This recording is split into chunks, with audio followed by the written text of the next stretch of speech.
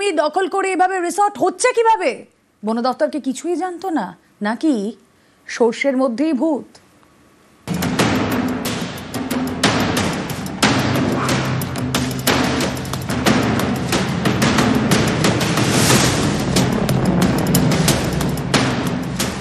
দেখুন কি অবস্থা, এটা বন দপ্তরের জমি। সরকারি এই জমিতে তৈরি হচ্ছে রিসর্ট।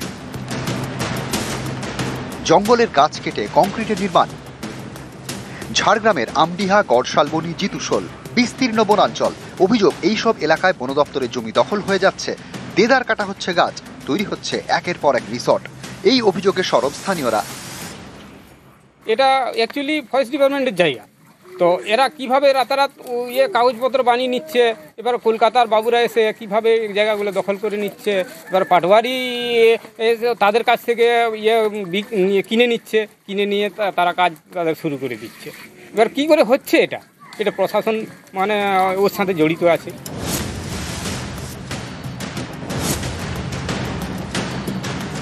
মালিক হচ্ছে গোবিন্দ মাইত, সবংয়ে বাড়ি। এই জায়গাটা কি উনার?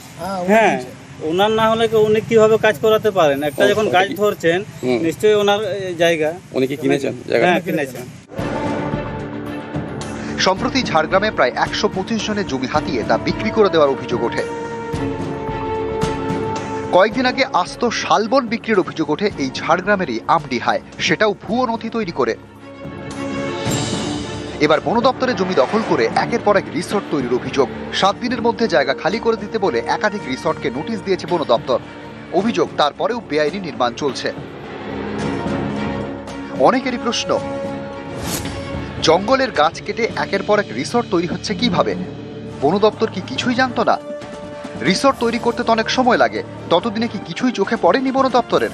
বন দপ্তরের কি নজরদারি বলে কিছু নেই? নাকি সর্ষের মধ্যেই ভূত? বন দপ্তরের একাংশই কি যুক্ত? ঝাড়গ্রাম থেকে রাজু সিং, নিউজ 18 বাংলা।